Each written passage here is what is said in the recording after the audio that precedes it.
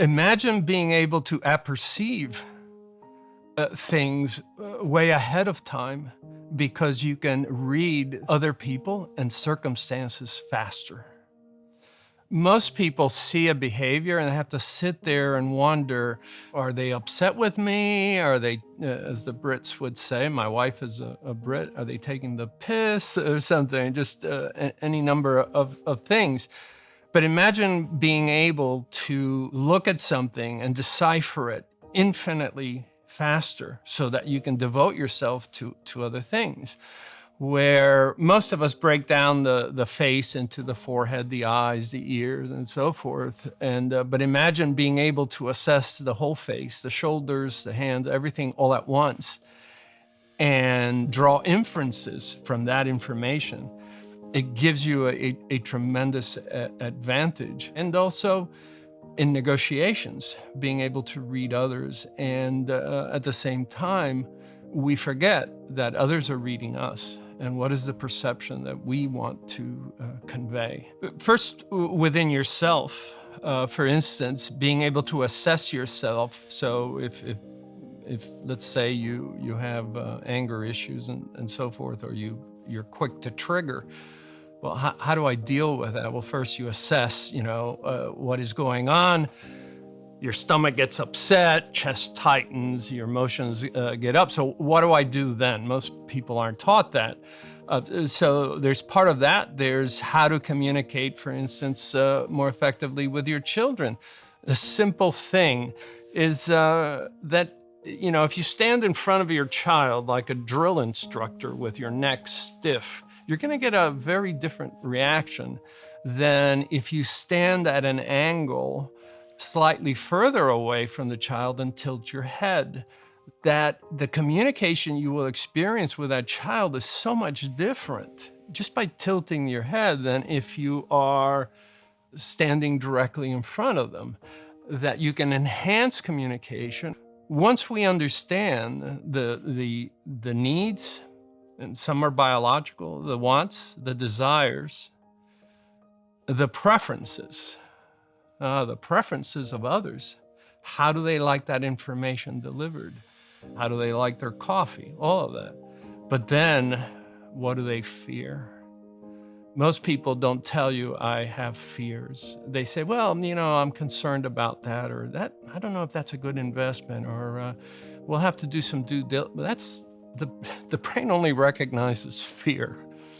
And so once you understand that, it gives you such amplitude to then pursue whatever it is that you're interested in doing more effectively. Body language is supremely important because we are born without the capacity to talk. And so we have to read the baby in front of us. To argue that body language, A, doesn't matter or it's subject to interpretation, I would argue that that would be a minuscule sentiment around the world amongst people who really have studied this. And I'll say why. So a baby is born without the capacity to speak, but the mother quickly learns through nonverbals whether that child is colicky, whether or not that child needs just to be reassured, whether they're cold or hot, and so forth. There's a lot of junk out there, and that is probably the cleanest word that I can use about body language, that this means that or whatever. But we're exquisitely prepared to communicate at any time, whether or not we're comfortable or uncomfortable, whether we're confident or not understanding. We had to evolve that. Thomas Edison, one of the greatest inventors in America, 1,300 patents, left school at age 6, sought the knowledge. I mean, as humble as I came from, we were so poor, I literally had to go to garbage cans to steal books and magazines to learn. You can create your own apprenticeship program And you can learn to master a skill or a knowledge or an athletic move, whatever. All that knowledge, all that skill, all that experience, nobody can take from me. There's an exquisite elegance in being able to look at the world around you and learn from it and say, I'm going to put that to work. Why should I reinvent what other people have experienced? I'm going to adopt that which I like and prefer, and then I'm going to put it to good use. Observation, the great example is a parent who can observe the immediate needs of children and so forth.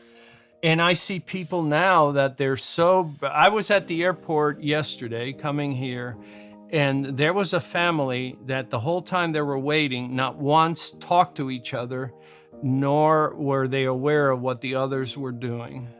I find that difficult because when my daughter was growing up, I never took my eyes off of her.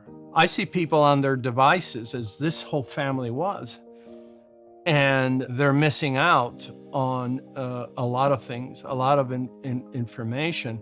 The great inventions are made through observation. In the middle of World War II, a Swiss guy goes up in the mountains and comes back hiking, right?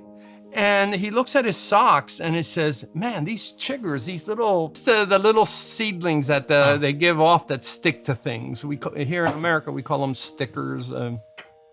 There's all sorts of names. And he looks at it under a microscope and he notices that they don't just stick out, they're actually curved. And in curving, they get stuck on everything. So he says, I'll just invent this. Now, what's interesting, we talk about observation, is he had seen this one time.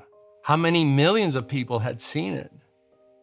But it's the observer that can capitalize on that. And that's why I tell executives, when you hire good observers, because they're going to save you.